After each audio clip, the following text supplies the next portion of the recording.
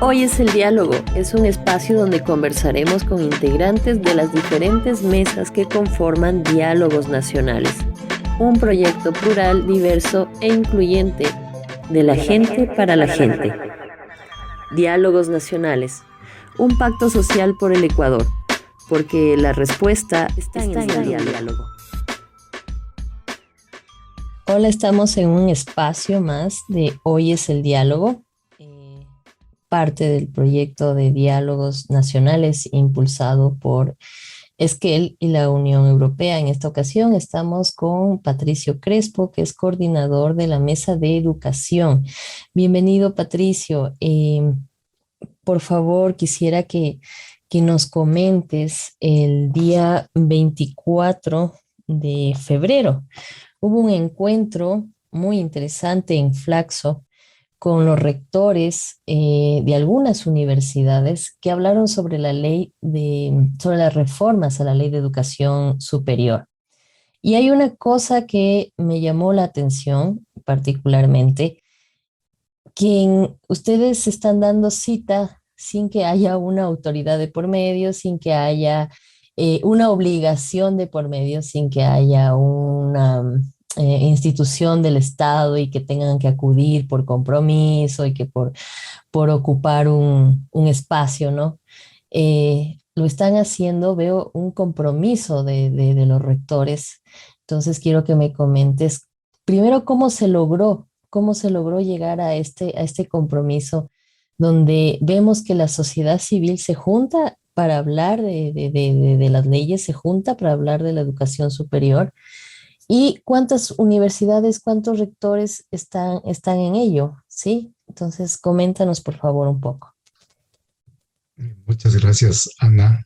Sí, fue un encuentro a los tiempos, además presencial, muy interesante, yo diría, y con la participación protagónica de algunos rectores de universidades que lo hicieron por voluntad propia, diríamos como una acción de compromiso de sociedad civil para llegar a acuerdos mínimos sobre la reforma que la Universidad Ecuatoriana requiere.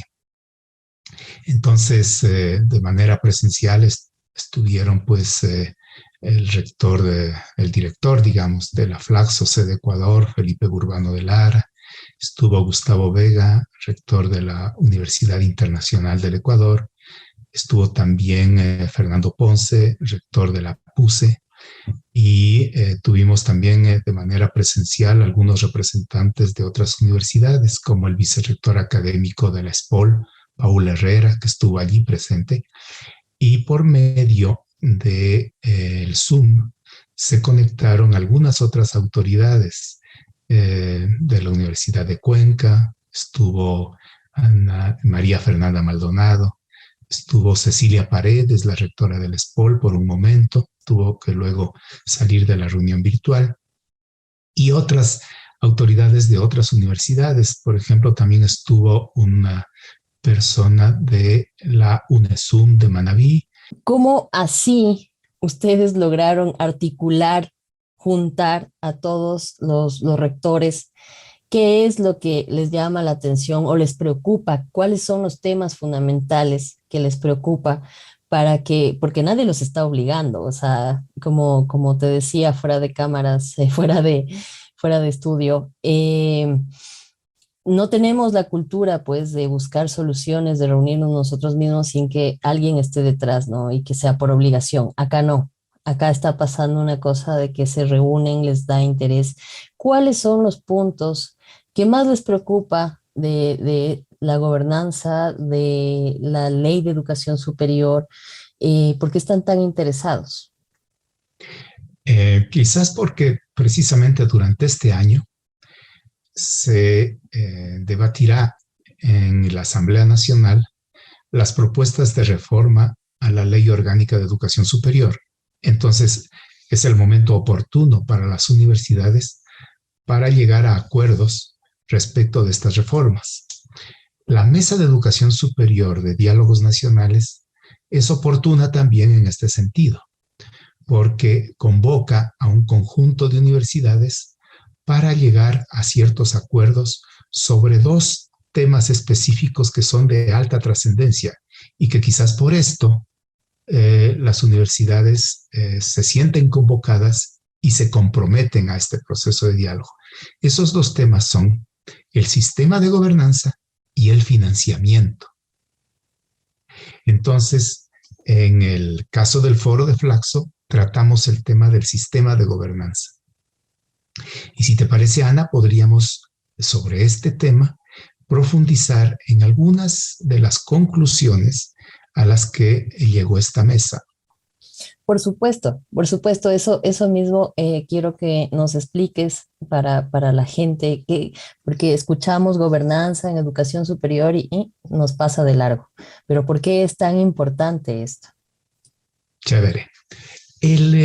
Para entender un poquito qué es el sistema de gobernanza, es la forma en la que se organiza y se gobierna el sistema de educación superior en el Ecuador, ¿no?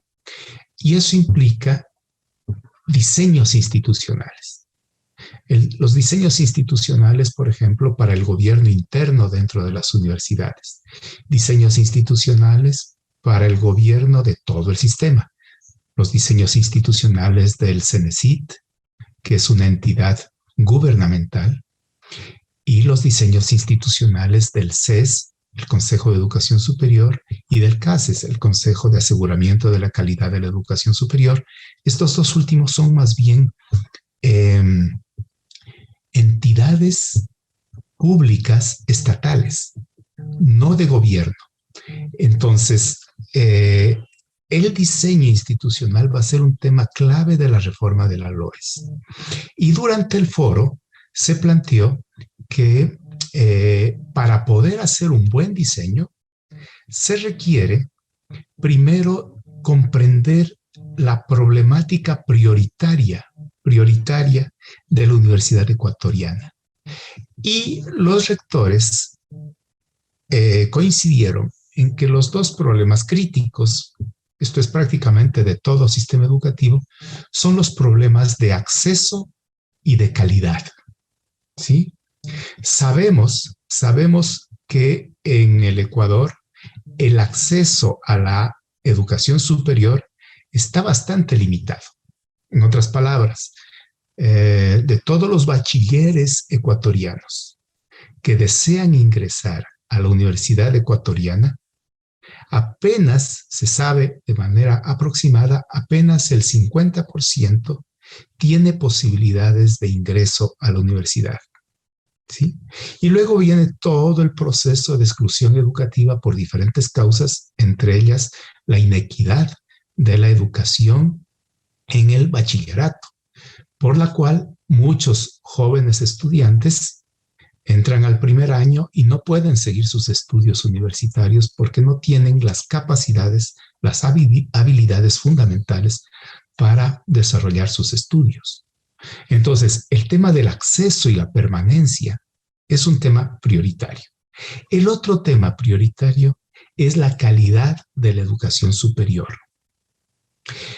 Sobre el primer tema, sobre el tema del acceso, surgieron en el foro algunas ideas muy prácticas e interesantes como para ampliar las posibilidades de acceso. Una de las ideas planteadas fue la de lograr un acuerdo entre Estado, universidades públicas y universidades particulares para que se amplíen los números de cupos para que los estudiantes universitarios puedan acceder a la universidad. ¿De qué manera? Por ejemplo, articulando a las universidades particulares con un sistema de becas públicas que puedan ser complementadas con becas de las propias universidades particulares y con un aporte adicional del propio estudiante. Esta podría ser una modalidad para ampliar el número de cupos dentro de la universidad, tanto pública como particular. También existen opciones de ampliación del acceso por medio de universidades nacionales en línea. ¿Sí? El sistema universitario global está evolucionando de una manera muy rápida. No sería raro, incluso por la experiencia de la pandemia, que de aquí a unos años la mayor parte de acceso vaya a algo así como transnacionales de la educación superior, a costos incluso inferiores. En otras palabras, si la educación universitaria ecuatoriana no se pone a tono con los desafíos globales actuales, podríamos tener el riesgo de que los estudiantes universitarios que no tienen cupos en nuestras universidades simplemente vayan a ofertas internacionales de poca calidad que son en la práctica, en muchos de los casos, verdaderos negocios. Entonces, se necesita mejorar las posibilidades del acceso a la Universidad Ecuatoriana por medio de estas alianzas. Esto respecto al acceso. Respecto a la calidad, surgieron también algunas propuestas, algunas ideas de enorme trascendencia. Se requiere un sistema de evaluación sistemática de mediano y largo plazo, con estándares de calidad estables, pero no en la modalidad anterior que calificaba a universidades, sino más bien un sistema de evaluación de las carreras académicas, no de la universidad en su totalidad. Hay un sistema, uno de las conferenciantes, Silvia Vega, proponía que miremos la experiencia de España de evaluación de carreras, no de universidades. Esa evaluación dio positivos resultados y generó una suerte de emulación positiva, digamos, entre las carreras y las universidades se ocuparon de a las carreras que tenían bajas calificaciones, mejorarlas en su calidad. Entonces tenemos para la calidad el sistema de seguimiento y evaluación de aseguramiento de la calidad, afinarlo en la reforma, mejorarlo, de manera que las carreras puedan desarrollar una capacidad mucho mayor, digamos, que la que tiene actualmente. Otro de los elementos es diversificar o flexibilizar las normas, porque la Universidad Ecuatoriana es de una enorme diversidad. Uno es el caso de la UNESUM y otro el caso de la Universidad Central. Uno es el caso de la Universidad Católica en Quito y otro el caso de la ULEAM. Entonces, en las normativas actuales, por ejemplo, los rectores, la mesa de educación están predispuestos, enfocados en proponer reformas que vayan acorde a la realidad, ¿sí? A la realidad de la Universidad Ecuatoriana, de lo que tenemos. Ahí me viene una consulta que creo que eso lo hemos tenido como estudiantes. No sé si hay alguna propuesta, han conversado entre los rectores, han conversado en la mesa de educación, si es necesario en el Ecuador, dada la realidad que tenemos, que haya tantas universidades y que estas universidades tengan tantas carreras que no vayan acorde o a la par del mercado laboral. Sí, es un tema bien complejo, Ana, y que implica enormes desafíos, ¿no? Y que no siempre se resuelven por la vía de la regulación, sino de una relación, diríamos, de pertinencia en el diseño de las carreras por parte de las universidades. Uno de los rectores planteó que la mejor pertinencia es la calidad. En otras palabras, que si la universidad es de calidad y forma a estudiantes con altos perfiles profesionales, esos profesionales van a tener una relación pertinente con su entorno y van a ser contratados. Entonces, la calidad está muy atada a la pertinencia. Sin embargo, efectivamente, si vamos a un ambiente de absoluta desregulación, podemos desconectar la oferta con las necesidades de desarrollo del país, diríamos, con la demanda del sector productivo, por ejemplo. Entonces, lo que se planteó también en el foro es que es muy necesario articular al sector productivo con la universidad, especialmente a las empresas de todo índole, empresas grandes, medianas y pequeñas, de forma que ese diálogo entre la academia y el sector productivo permita identificar con más precisión las áreas de formación prioritarias para el país donde se requiere personal. Ahora, para cerrar, como última pregunta, te hago, ¿cómo los rectores ven la existencia de estas instituciones que quieren regularizar y han regularizado la educación superior? ¿Hay alguna propuesta con respecto a estas instituciones, por ejemplo, CENESID, CASES, el CES? ¿Hay alguna postura frente a ellas? Hay diversas posturas, algunas de ellas no coincidentes, otras sí. Es un panorama un poco complejo para llegar a acuerdos mínimos.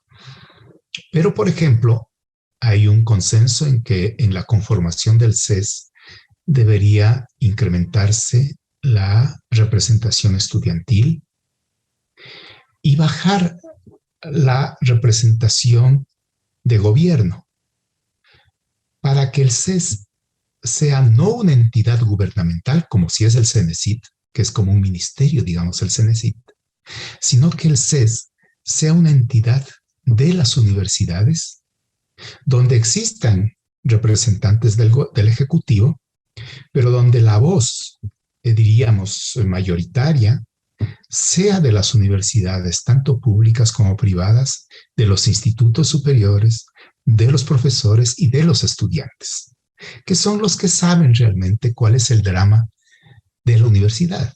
Entonces, que las decisiones del CES estén en manos de quienes saben cuál es el drama. Esta es un poco la tesis de los rectores, ¿no?